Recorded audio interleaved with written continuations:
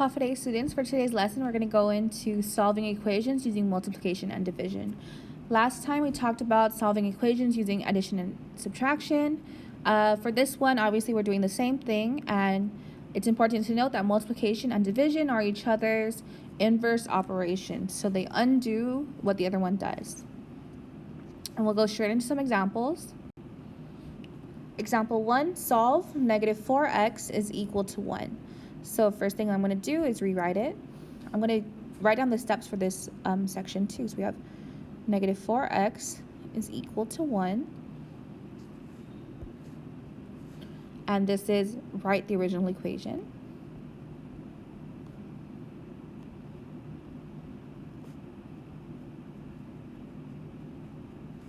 Second step, since I have negative 4x, that's multiplication, right? Negative 4 times x.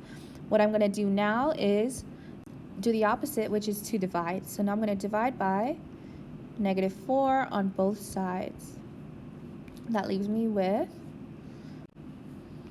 now I'm going to be left with x is equal to negative 1 over 4. And it really doesn't matter where you put your negative sign, but usually you want to leave it either in the numerator or on the left-hand side. Sometimes it just kind of looks weird with it in the denominator, but if you left it there, then that's actually okay. So for this step, I actually did divide by negative 4 on both sides. Both sides, each side, doesn't matter. Okay, and then that's actually my solution. X is isolated. A second example, we have x over 5 is equal to negative 30. Same thing again, I'll just rewrite it.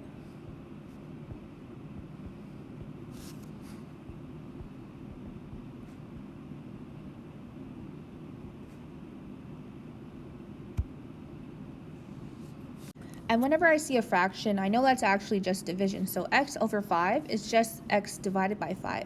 So in order to get rid of that 5, to isolate our x, I'm going to multiply, do the inverse operation, multiply by 5, and that will cancel that out. But anything you do to one side, we have to do to the other side, so I'm going to multiply each side by 5. That leaves me with x is equal to negative 30 times 5 is negative 150. And for that step, I multiplied each side by 5, so I'm going to write it down here.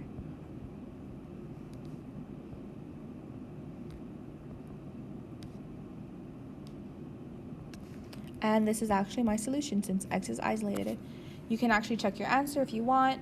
Negative 150 divided by 5 is going to equal to negative 30. So if you're not sure of your answer, always plug it back into the original and see if it makes it correct. Looking now at another example, I'll start off by rewriting the equation. I have 10 is equal to negative 2 over 3 times m. So one way to do this would be to multiply by the reciprocal. So you have that negative 2 over 3 times m. You can multiply by negative 3 over 2. But I kind of like to take it one step at a time, where I'll actually get rid of the 2 and 3 separately. So I'm going to just write my reasoning for this. I'm going to say, okay, write original equation. So what I'm going to do for my first step is to get rid of that 3 in the denominator. So I always want to isolate our variable, right? So get rid of everything that's near it or on its side of the equation. So to get rid of this 3, I'm dividing by 3. So what I'm going to do is now multiply each side by 3. And that 1 cancels that. So I have 30 is equal to, I'm only left now with negative 2 times m. And how I get there, I multiplied by 3. And I multiplied both sides by 3. Now I have something that looks familiar. 30 equals negative 2 times m. This is easy to simplify. I have negative 2 multiplied by m. We'll do the opposite, which is to divide by negative 2. That cancels that. I divide it by negative 2. And I'm left with negative 15 is equal to m. M is isolated. You can make it go this way if you want, but either of these are fine. Again, if you're not sure, plug it back in, and then you should get the correct answer. And just a quick recap, remove the denominator first by multiplying, and then divide by whatever's left there. Example 4, we're now looking at real life problems. So we have a strobe light, and strobe lights are those lights that flicker on and off really quickly. Okay, so it emits 14 flashes per second. Find the total number of flashes it emits in a 5-minute period. So I see this is a word problem. What I'm going to do is underline what's important. 14 flashes per second, right? Total number of flashes it emits in a 5-minute period. A lot of students might jump to just multiplying 14 by 5, but you have to pay attention to the units that it's in. Notice that the flashes are per second, but it's asking you in how many minutes. So the next thing we'll do is write out a verbal model, which will look like this. So I already know I'm going to be multiplying, right? So this is all like multiplied to how many seconds in total. So what I might want to do, one option is to multiply, okay? So I have the number of flashes per second.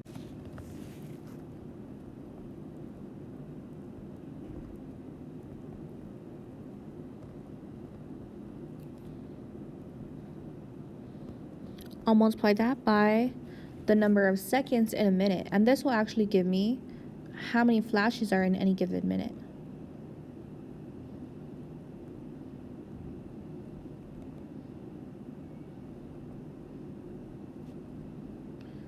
And I'll multiply that by the number of minutes.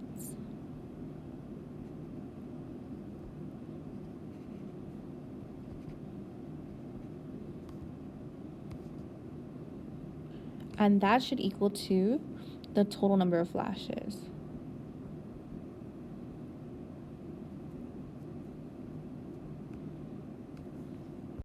On the other hand, maybe you actually just want to find out how many seconds it is in 5 minutes on its own. So you might use or find out, okay, I know there's 60 seconds per minute times 5 minutes. I know that's going to be 300 seconds in 5 minutes. So I might actually just put number of flashes per second times the number of seconds.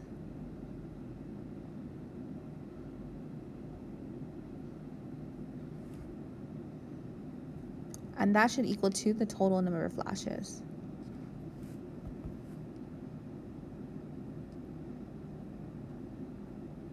So either will work. This one, the second one, we actually just found out the number of seconds first. So maybe I'll just put number of flashes per second. I know it's 14. Multiplying that by number of seconds, which I know is 300 seconds, should equal to total flashes, that's unknown, x, 14 times 300, using a calculator, it's 4,200. So I have x is equal to 4,200. It's a word problem, so I'll present my answer in words. So maybe I might say, okay, it emits 4,200 flashes in 5 minutes. Final answer. Good job. And I think a lot of people might actually prefer this second way, where we just convert it to whichever unit that we want, right? So we'll just say, okay, if I want seconds, I want to multiply it by however many minutes I'm doing. And we'll end this video here. Hopefully it's nothing too crazy for you. I'm pretty confident that we can all do the first few examples very easily. This fourth example maybe takes a little bit of getting used to. We'll do more practice problems on it tomorrow.